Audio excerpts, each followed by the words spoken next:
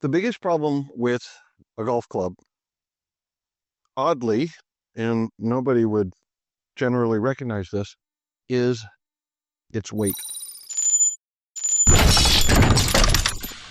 The golf club doesn't actually weigh enough for us to respect its weight.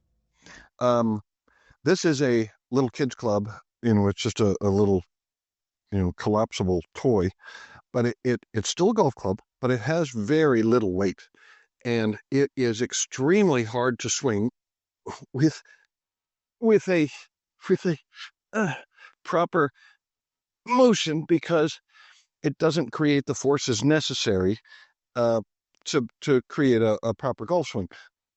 But the thing is that a real golf club, it's still pretty light.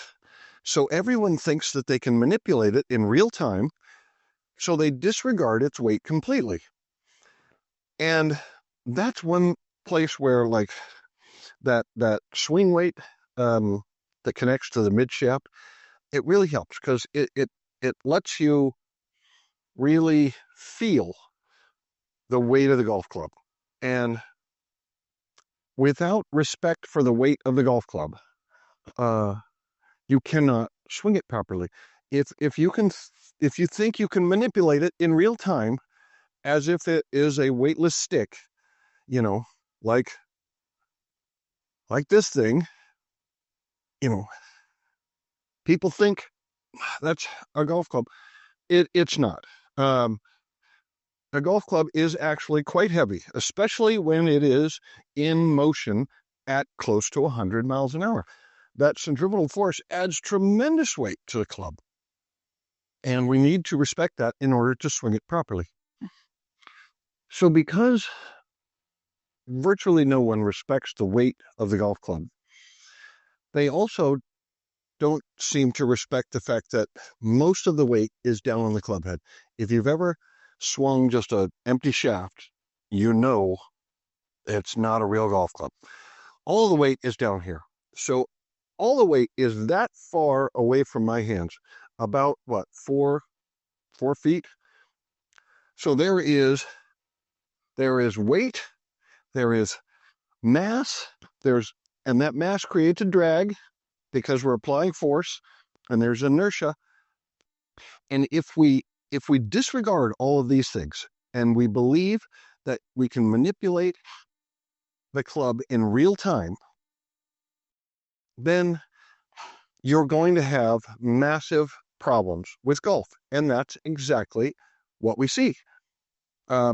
Because instructors, because all of them fail to recognize any of these properties of the golf club, they make up all kinds of stupid things in order to try to explain what they don't actually understand.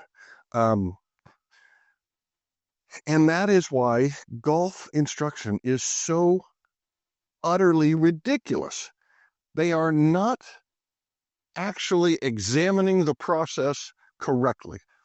They are starting from a, let's say, midpoint, um, and going from there, which would be like trying to explain how a car works by only seeing one that's already been made. And you're going to say, well, something is turning the wheels, and that makes the car go that way, and it's friction. It's friction on the ground between the wheels that makes the car go forward. So therefore, you need to apply friction to the wheels on the ground. That's what you need to do, and that's how a car works. But clearly, they don't understand the car has an engine. So that would be a ridiculous explanation of how a car works. And that is exactly how people explain a golf swing. They see a golf swing that's already working, and then they try to explain how it works by viewing it because it's already working. So they've started at the midpoint at best, more like started at the final, and then they try to analyze it kind of backwards without understanding the true fundamental principle or the very basic idea of the golf swing. And if you approach things that way, you're looking for a world of frustration It's a terrible way to go about things. Um,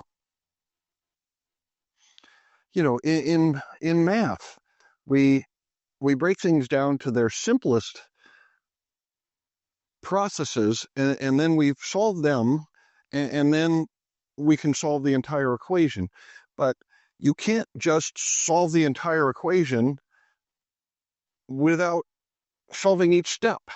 You need to break it down into its fundamental components, solve them, and then you can build the puzzle that solves the entire equation. And the equation of the golf swing cannot be solved by looking at the solution and saying, well, this must be the formula that created it. It just has to be. We don't know why, but that's got to be it. And it's not.